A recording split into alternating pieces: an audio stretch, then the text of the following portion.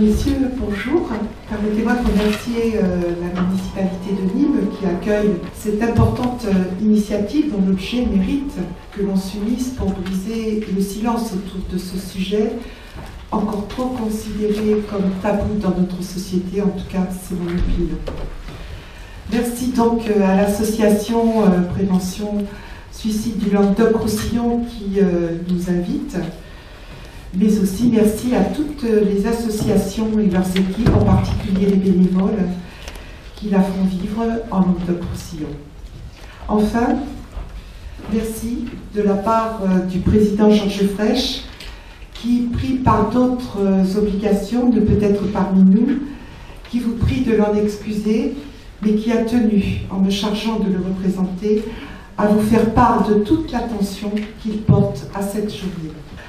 Dans la région, on est dans une région où la situation est extrêmement préoccupante. Le suicide est une mort qui fait violence tant à la personne qui se tue qu'à sa famille et à son entourage.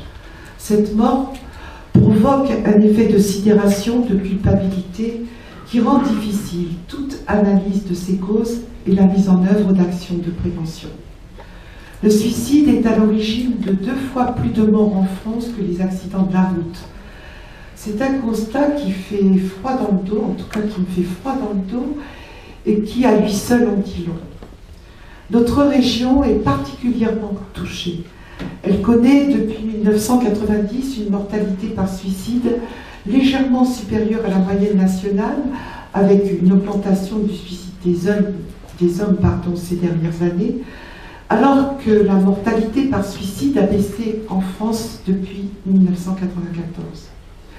Le suicide est la 2e cause de mortalité chez les hommes de 15 à 44 ans. Je vous parle de statistiques régionales. Y a-t-il une corrélation entre suicide et précarité? Si la précarité peut être définie comme l'insécurité permanente pour faire face aux contraintes matérielles et sociales de la vie, absence de ressources suffisantes et régulières, absence de structure familiale pour vous venir en aide, absence de connaissance des personnes ou des lieux ressources, il est légitime de penser qu'il puisse y avoir une corrélation entre suicide et précarité. La précarité renforce l'isolement et l'anomie de la personne et de fait son risque suicidaire. Notre région reste très marquée par la précarité, par son taux de personnes, donc de familles bénéficiant du RNI, de la couverture maladie universelle, le nombre de bénéficiaires des minima sociaux, et notre région se situe en 2e position après le Nord-Pas-de-Calais. Solution de prévention. Et voilà ce que fait ressortir l'étude que nous avons commandée, c'est que la plupart des actions de prévention sont basées sur le fait d'empêcher la récidive de la tentative de suicide. Différents protocoles ont été construits en région dans ce but, notamment entre l'hôpital de Perpignan et l'association Parenthèse, ou l'hôpital de Bagnols-sur-Cèze. Et de l'avis, il ressort de cette étude que des actions de prévention devraient être bâties sur plusieurs plans. Celui des déterminants sociaux, il convient de permettre l'accès à tous à des ressources stables, suffisantes et régulières, à un toit, à une éducation qui permette à chacun de développer ses talents, et puis accès aux soins également, et puis également quelque chose à signaler qui me paraît très important, c'est que 90% des jeunes qui ont été interviewés ont avoué avoir renoncé aux soins pour cause d'insuffisance de ressources. C'est quand même un élément qui me paraît extrêmement important à souligner. Autre plan à développer, peut-être sur lesquels devrait se bâtir la prévention, celui du développement des liens sociaux. Il conviendrait de réassurer les parents dans leur capacité à éduquer leurs enfants, de favoriser des compétences psychosociales et l'estime de soi.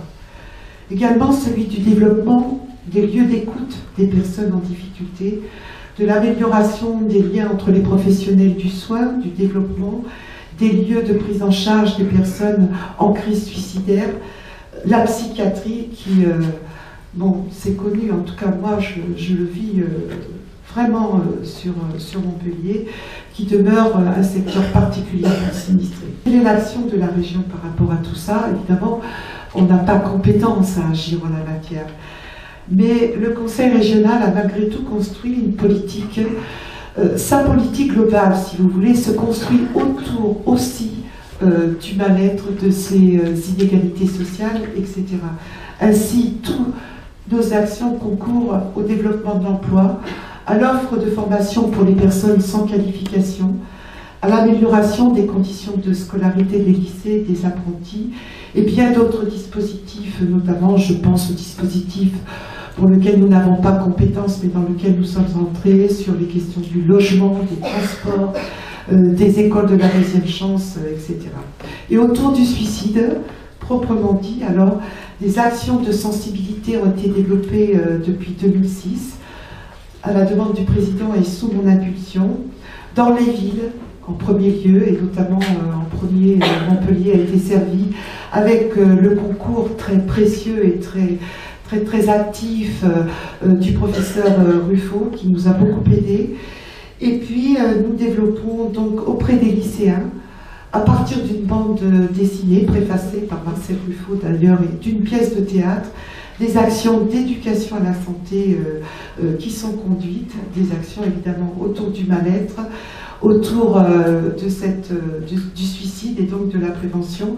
Et on l'a fait parce que moi-même j'ai été interpellée par plusieurs jeunes lycéens dans différents lieux de la région qui m'ont vraiment demandé tranquillement comme ça, avec leur cœur mal coloré, parler des suicides parce que dans notre lycée, etc. etc.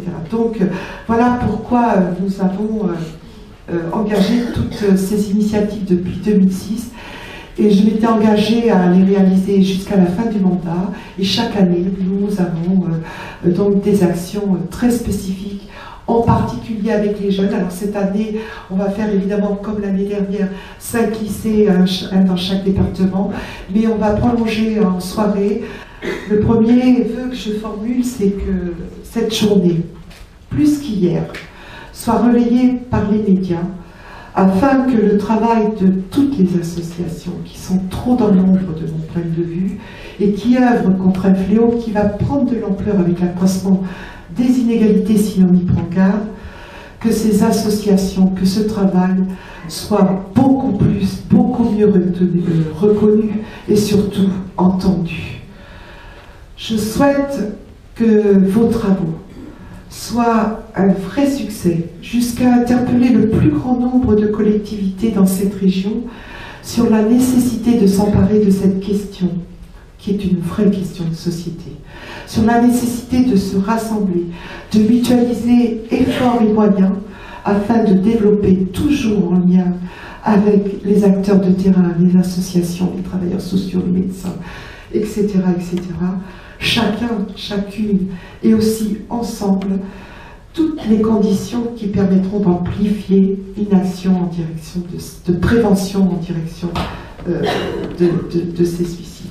Et enfin, je souhaite qu'au plus haut niveau, au ministère de la Santé par exemple, que ce ministère engage des études beaucoup plus approfondies, de façon à ce qu'il mène des actions de prévention d'une autre dimension.